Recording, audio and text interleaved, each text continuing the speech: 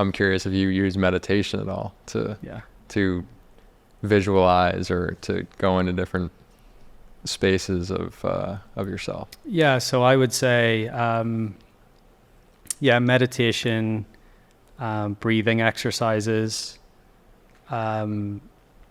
breathing specifically for me has really helped. I'm a terrible mouth breather, so one of the things I think about on the golf course, for example, is keep your mouth closed, literally all the time. Keep your mouth closed. That's great. Yeah, just keep breathing through your nose. Yeah, especially in pressure situations. Mm-hmm.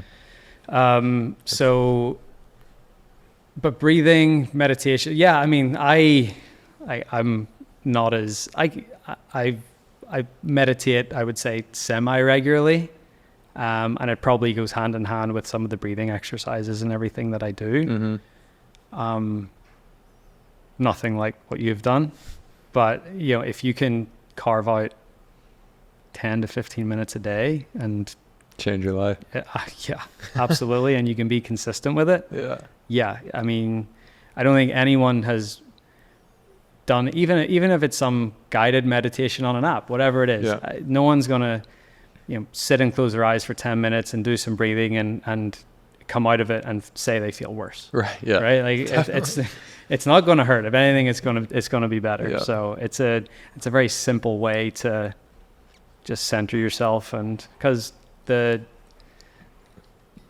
think about the world that we live in nowadays compared to the world 100 years ago, and all the stuff that's around us, whether it's artificial lights, whether it's EMFs from all the stuff that's our phones, or the things that we're wearing, or whatever it is. There's so many things around us that if we can just take a few minutes a day to get away from all of that, that has to be a good thing. Exactly. Yeah. Yeah, it's so important. Taking your shoes off. Yeah, grounding. Grounding. It's very important. Is there any type of meditations that have titles that you use, or coaches that you've followed? So to me, I use this app that it basically uses AI to train. Basically, it figures out what your ideal breathing rate is. Mm-hmm. So whether that's 5.5 breaths a minute or whether that's 6.2 breaths a minute, and then I use that as a guide in terms of some of the breathing exercises that I use. I think it's called resonant breathing. Mm-hmm. But apart from that, no. I mean, whether it's just sitting there and going back through your day, or visualizing good things that are going to happen to you, or manifesting some things, whatever that is. But I would say it's a random assortment of a few of them. Yeah, really, as you said, just sitting with your eyes closed and giving yourself that time for self-reflection, or just calmness.